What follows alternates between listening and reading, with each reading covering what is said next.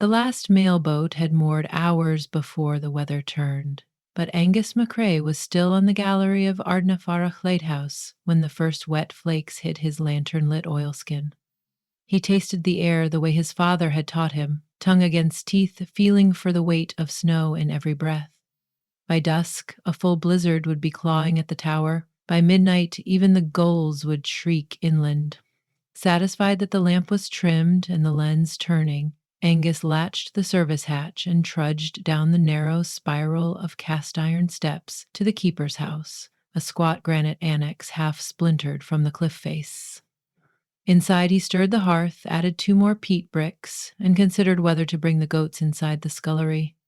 He was wrestling with the latch on the back door when the blizzard announced itself with a crack of white lightning over the sound of sleet. Wind whipped up a banshee howl that drowned the collision of surf on rocks. That was when the pounding came, not on the door, but on the fog bell outside. Angus snatched his lantern and pushed into the drift. A figure in a shredded lace veil was striking the bell rope with the heel of a lady's slipper. Behind her, no carriage lanterns bobbed, no horses stamped, only a churned line of wheel ruts vanishing beneath fresh snow. "Help me!" she gasped. He caught her elbow. "Let's get you in before the wind skins us both." She made it 3 steps before her knees folded. Angus swung her across his shoulder as though she were a sack of feed and bore her into the warmth. He set her on the settle beside the hearth. Up close, she was no frail lass, but a tall, athletic woman with wind-burned cheeks, damp curls the color of honey, and a wedding dress so mud-streaked it looked like battle armor. "Is anyone else out there?" he asked, while unbuttoning her ruined kid gloves. "Only the coachman." Her voice shook, more from fury than cold. "I told him to keep on toward Mallaig, but the coward wanted to turn back to Glen House. The carriage slid in a drift and tipped. She threw a glance at the door as if expecting pursuit. "I paid him to vanish." One less tongue wagging. Angus examined her pupils steady and poured a dram of whiskey. "Name?" She hesitated, then tossed it back. "Roanna Fraser, formerly of that name." The surname belonged to the most notorious laird in the district. "You're one of Glen Eyre's daughters?" "I was to be his daughter-in-law by now," she said, tugging off her veil. "Instead, I'm nobody's." Angus fetched blankets, water, and a tin of condensed milk. "Storm will have us boxed in for the better part of 3 days. You can thaw here till it clears and then decide what kind of nobody you wish to be." Her shoulders unknotted, but her eyes stayed sharp. "You're very calm, mister." "McCrae?" "Lighthouse keeper, part-time midwife to stranded souls." Rowena smiled despite herself. "A practical man. I could use one of those." Day 1. Gale by morning, the snow lay 3 feet deep and still fell thick as eiderdown. Angus rose before dawn to win the mechanism that turned the lantern lens. From the gallery he peered landward. The track to the nearest croft was erased, the coastal road invisible. Exposed tufts of broom marked where the carriage must have slid off. Below, Rowena shuffled round the kitchen in one of Angus's linen shirts that fell to her knees. She had scrubbed the soot from her arms and braided her hair. Seeing him, she lifted a brow. "Any chance of coffee that doesn't taste like ship's bilge?" "Not since the war ration beans." He set porridge on the table. "What sent you fleeing your own wedding?" Rowena blew on a spoonful, considering how much to unveil. "My fiancé, Hamish Fraser, cares only for horses and the next hunt. His courtship was a bargain between families, my dowry for his title. At the rehearsal dinner, he boasted to his groomsmen there'd be plenty of tame years to break me in." She met Angus' gaze levelly. "I decided I'd rather face a Highland winter than that stable," Angus grunted. "A sensible bride, then." She laughed, a surprised burst. "No one has ever accused me of that." "Impulsive, but not foolish," he amended. "There's comfort in the difference." They spent the day in parallel labors. Angus inventoried tins, checked oil supplies, shoveled the path to the signal shed. Rowena asked for tools. She re-waxed his sea boots, darned a torn sleeve, and organized charts that had drifted like paper sails across a desk. At dusk, they ate cured haddock by lamplight. Wind rattled shutters and gave the walls a belabored creak. Rowena, hugging her knees on the hearthrug, said, "What happens if the lamp goes dark?" "Ships pile onto the reef. Wreckers in the old days used to douse lights on purpose to loot the cargo." Angus tossed another peat brick on the fire. "I don't intend to be a wrecker." A silence fell, comfortable as wool. Rowena broke it first. "Will Hamish come looking?" "If he values you, aye," Angus said. "But a man who brags of breaking brides is quicker to save pride than lives. In this weather he'd have turned back to the hunting lodge for brandy." "Then let his pride drink itself blind." Thunder boomed over the moor. Angus set a mug in her hands. "The storm outside is loud. The one inside you is louder yet."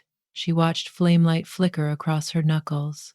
"What about yours, Keeper? Everyone carries some squall. My storm passed years ago." He spoke with the flat finality of a door swinging shut. "It drowned my brother and left me with a job no one else wanted." Rowena's expression softened, storm answering storm. "I'm sorry." Angus met her eyes and, for a heartbeat, let the grief show. Then he rose, pulling on his oilskin. "Time to check the lantern." She stood too. "I'm coming. It's a steep climb. I've scaled cliffs to poach gull eggs." She grabbed his spare coat. Together they ascended the spiral. Halfway up, Rowena paused, hand on the iron baluster. "You said your brother drowned. Did you watch?" "I listened," Angus said quietly. "Fog too thick to see more than 20 yards. His dinghy capsized on the reef. By the time I got out with the lifeline, the sea had taken him." He resumed climbing. "That's why I wind the mechanism early." At the lantern room, Rowena stepped into the glow of the Fresnel lens, her veil-marked face refracted into 1,000 fragments. Snow beat the glass like fists, but inside the light was a small sun. She raised a finger to the central column. "People at sea right now rely on this, never thinking who keeps it burning."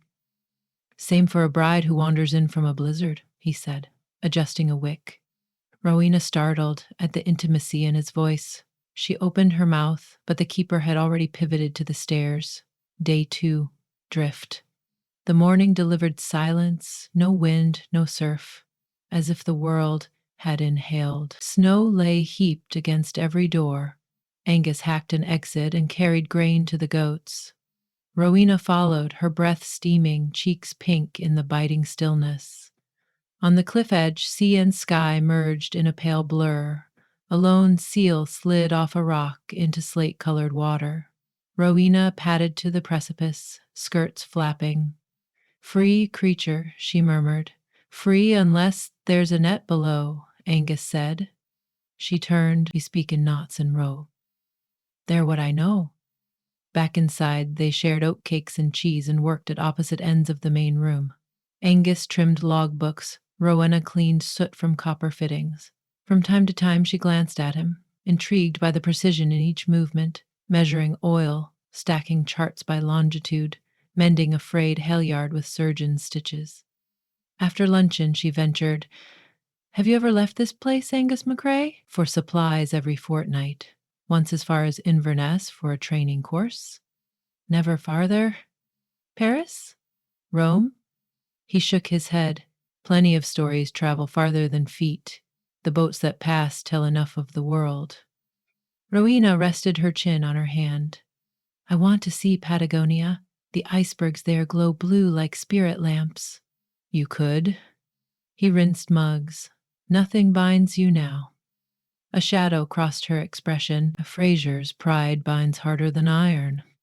When the storm eases, they'll trace the carriage tracks here. If Hamish's father decides his family honor is wounded, he'll demand I return, or pay for disgracing them." Angus wiped his hands. "What do you want?" "I want not to be property." She rose abruptly, pacing. "All my life decisions were made by men who complained women are fickle, yet they trade us like sheep. I may be impulsive, but at least my errors are mine." Angus said nothing. He understood the pull of currents. Better to let them run than damn them. Rowena halted by the window. You think I'm reckless. I think you're steering by instinct. Sometimes that's the only compass. Her breath left in a sigh. If they come, will you give me up? He met her gaze. I'm lighthouse keeper, not jailer. Daylight dwindled early. They played cribbage by lamplight, the board an heirloom from Angus's grandfather. Rowena skunked him twice and crowed at each victory, her laughter carving bright hollows in the enclosed room. Outside, snow began again, fine as sifted flour. Angus dealt another hand and said evenly, After my brother died, I stopped talking for near a year. Cards were the only language I spoke. Rowena set her hand face down. What brought you back to words? A girl. A wry smile tugged his mouth. She sang outside the tower one summer evening. Couldn't carry a tune in a barrel, but she sang till I opened the window and told her so. What happened to her? We parted. She wanted cities. I belonged to the lamp. He gathered the cards. Sometimes storms blow two boats together. Sometimes they scatter them. Rowena folded her arms around herself, though the fire was bright. Angus sensed she had more to say and let silence invite it. I ran because I feared losing myself, she whispered. Yet here, shut in by snow, I feel more myself than ever. Angus looked up. Light from the hearth haloed her braid in copper. A soft hitch sounded in his throat before he spoke. Then the storm served you. Their eyes held, the room narrowing to the space between them. Rowena took a half step forward, but before impulse could complete itself, the wind slapped the shutters with a gunshot bang. Both flinched. Angus rose to secure the latch, and the moment ebbed, retreating like tide from sand. Day 3, thaw. The third dawn bled rose over the horizon. Snow shimmered like mother of pearl on the fields, but the wind had veered south, temperate and fragrant with salt. From the gallery, Angus saw the road to Glenayre House etched anew by cart tracks. No carriage yet, but pursuit would not be long. He found Rowena in the kitchen, smoothing the skirt of her mended wedding gown. It dries faster than wool, she said, tilting her chin in defiance of any judgment. Angus understood. Clothing was armor, she would choose her own. There'll be riders here by noon. I know. She poured tea, hands steady. I've weighed choices all night. He waited. I can't live at Glenayre, but I won't spend life running. I'll speak to the laird. My father has debts. If I forfeit my dowry, perhaps they'll accept annulment. Angus rested his palms on the back of a chair. They may not bargain fair. Rowena's eyes flashed. Then I'll bargain hard. The sea taught me courage. You taught me clarity. A lump rose in his throat. He turned to stoke the fire. There's another road. The mailboat south sails tomorrow evening, weather permitting. I could row you to the pier at dawn. From Oban you could reach Glasgow, book passage anywhere. Rowena crossed to him. Would you come? The question hung like breath in winter air. Angus considered the lamp above, the goats, the ledger still ink-wet in his pocket. I sworn to this tower. She nodded once, unsurprised. Then teach me to row. If I teach you, he said slowly, you'll leave. If you don't, I'll be caged. She touched his forearm. The light you keep can guide more than ships. Let it guide me. They carried the small clinker dinghy down a cut in the cliff where a pulley aided launch. Angus showed her how to set the oars in the locks, how to face backward but glance over her shoulder for bearings. Rowena's muscles learned fast. Her stroke was uneven but determined. On their third circuit of the sheltered cove, she rested the oars. When I was a child, I wondered how far a beam from a lighthouse traveled. As far as eyes can see. And if no one sees? Angus lifted his gaze to the lens, flashing white against blue sky. The beam still goes. Light cares nothing for witnesses. Rowena smiled, satire softening to wonder. Then perhaps we too go beyond where eyes can follow. Hoofbeats clattered on the cliff track. Angus's head snapped up. 2 riders and Fraser Tartan reined to a stop before the keeper's cottage. Rowena inhaled, shoulders pulled square. Time to decide. Angus steadied the dinghy by the gunwale. Your call. She met his eyes. A moment stretched, longer than 3 days, longer than the reach of any light. Then she placed the oars across the thwarts, palms open. Angus McCrae, thank you for the shelter, and for the map I carry in my bones.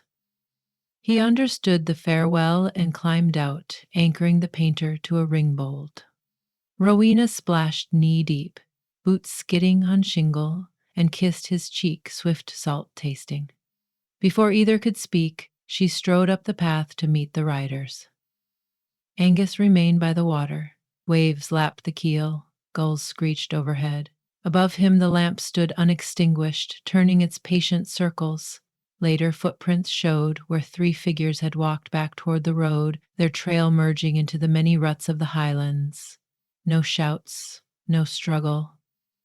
Only the snowmelt drip of eaves, and, in the keeper's pocket, a folded scrap of chart annotated in a clear, impulsive hand. Latitude 52 degrees SS, longitude 73 degrees SS. Latitude 52 degrees, SSS, Patagonia. Underneath, one line. Keep your light burning, practical man. I will steer by it. Angus returned to the tower. He wound the clockwork and trimmed the wick. He thought of ships beyond the horizon, of a woman in a lace dress boarding a train no Fraser could foresee, of storms that smashed and storms that carved new harbors. Night fell. The beacon at Ardnafurcach leapt alive, sweeping its silver arc across wave and mountain and sky, searching for eyes to answer, ready whether eyes were there or not.